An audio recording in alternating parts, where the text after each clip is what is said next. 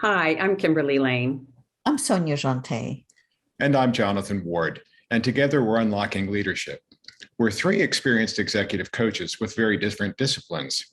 And in every episode, we take a question from a real client and provide key insights to address their challenge from our three different perspectives. It's a holistic approach to understand challenges and opportunities. So let's get to it. Our question today is from Della in Nashville. Which assessments do you use in your coaching practice, and why did you select them? Kimberly, which assessments do you use and why? I love this question. Assessments are wonderful. They give us so much wonderful information and tell us more about you. I use three different assessments, and I like them because they're reliable, they're scientifically backed, and they're easily validated. And if you take them again, you will get the same response, which is a key attribute of various assessments out there. So the first one I use is called the predictive index. It takes less than 6 minutes to take and gives us a wealth of information.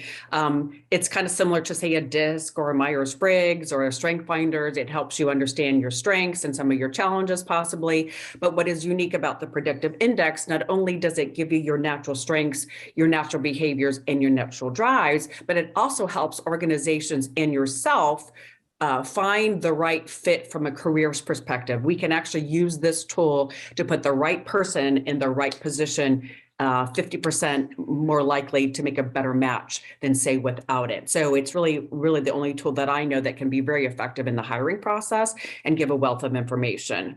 The second piece I like is the EQI 2.0 assessment.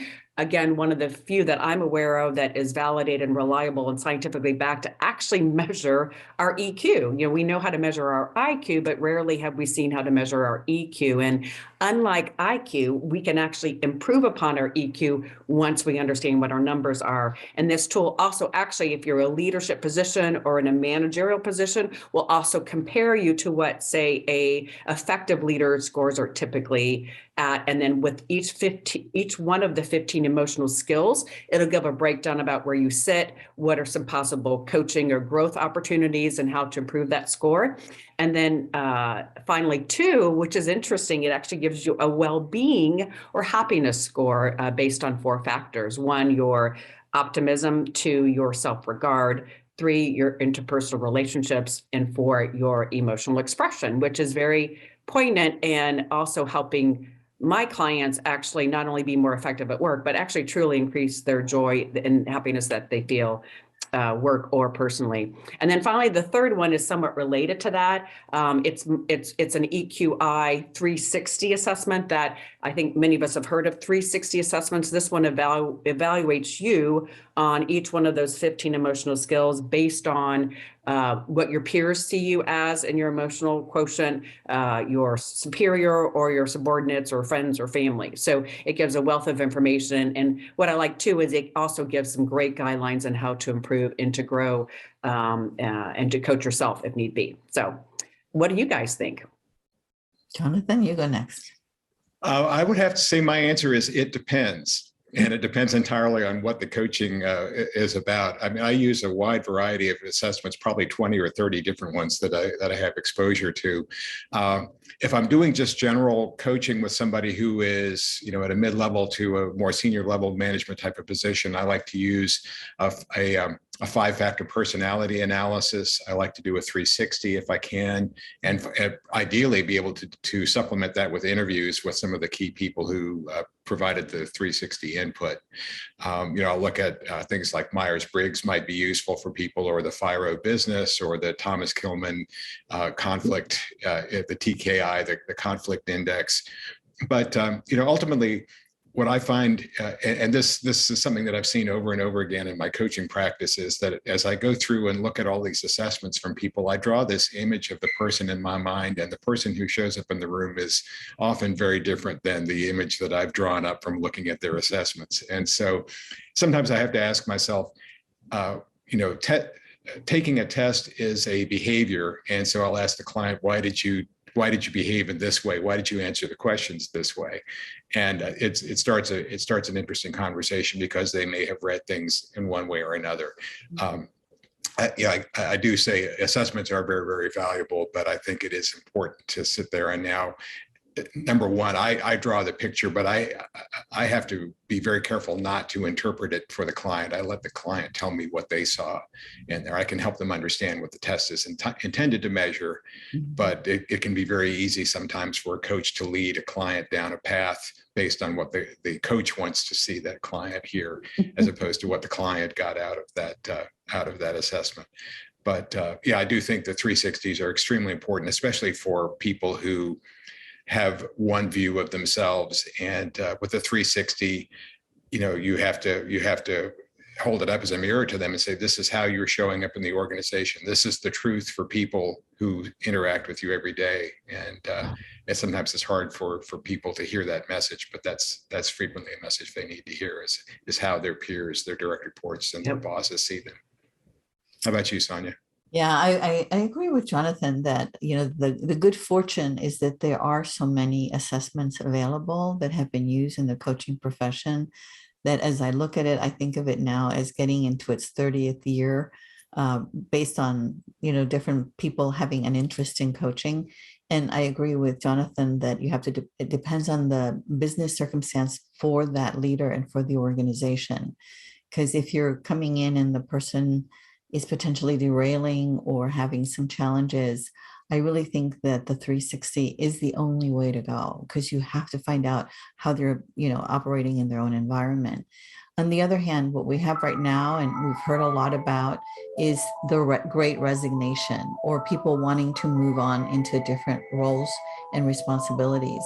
And so there's an assessment that I use that I found about almost 10 years ago. And it's from a company called MRG, Management Research Group. They're based out of Portland, Maine. And it's called the Individual Directions Inventory. And what it does is it has 17 different directions that it looks at and puts it into 6 different buckets. And what I find interesting is that they've actually, over the last couple of years, come up with a report that if you're actually considering moving into another role or another job or another company, it breaks it down to, with your preferences, what does this mean about what's essential for you to have in the role you're going to be in? What does it mean in terms of the culture? And what does it mean in terms of the relationships that you're going to form there? And it was developed by a therapist, like a lot of these are. And I had a chance to interview him when I was first trying to address it. And trying to understand what was different about it, what compared to all the other ones that I've been exposed to. And he says, because this really looks at what energizes you and what doesn't. And he says, so it goes back sometimes to when you're very young and what you were exposed to. So I will say that has become like one of my new favorites that I've been using over the last couple of years, because I've met quite a few leaders that are exactly in that dilemma. Am I in the right place? Do I need to be going elsewhere? What else do I need to be considering? But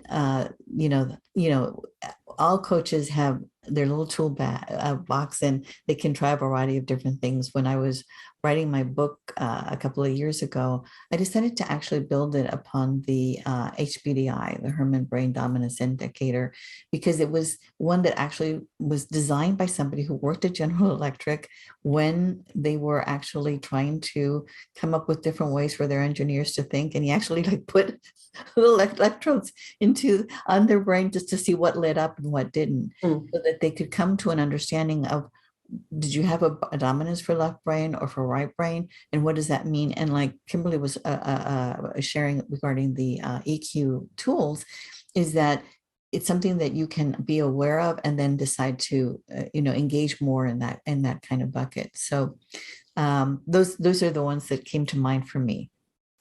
Yeah, I also want to point out a factor that Jonathan, you mentioned, is these assessments are wonderful for us to help the client, get to know themselves better, because it's so insightful as far as, are you more of an extrovert, or how much do you need social interaction, or how do you manage other people, and how are you perceived by your peers or your subordinates when you're managing them. And so all those are great information, but there's also stuff to consider if you're using a tool for, say, trying to promote somebody or trying to hire somebody and things of that sort. It's really important to realize these tools really should not be the sole source of information. Again, spending time with that person is critical. People come to the table with with what I call life experiences that have helped them to grow and achieve and to stretch into different roles more than what maybe an assessment might define. And usually their education and training and breadth of experience doesn't always come into play. So I do really want to stress the importance of using these tools as a complement, but really spending the time with individuals to get to know them. And then the last point I make is what I have really enjoyed about using these assessments is the aha that my clients experience when they like, that's why I do that. Oh my gosh, that drives me crazy. But now I understand it. So from that point of understanding now, it breeds self-acceptance, which then takes kind of a stressor off them. And now they're like, that's just who I am. So now it's a matter of how do I work with myself to work with others and to be more effective as a leader, which I think is really a lot of the value in some of these assessments. Absolutely. I think it's how you integrate that information. Here's my personality preferences. Here's how it shows up at work. I think one of the big ahas I often see from clients too is, there's the book, What Got You Here Won't Get You There, and that clients have gotten where they are because they have certain preferences and certain strengths in doing things a certain way, but that can become a strength overused. Sonia, you talked about the toolbox. And if you're always continually reaching in for the toolbox for a hammer when a screwdriver or something else is what's required, that's not going to be appropriate. And so we use assessments frequently to help the client be a little bit more flexible in their approach to dealing with the issues that they face.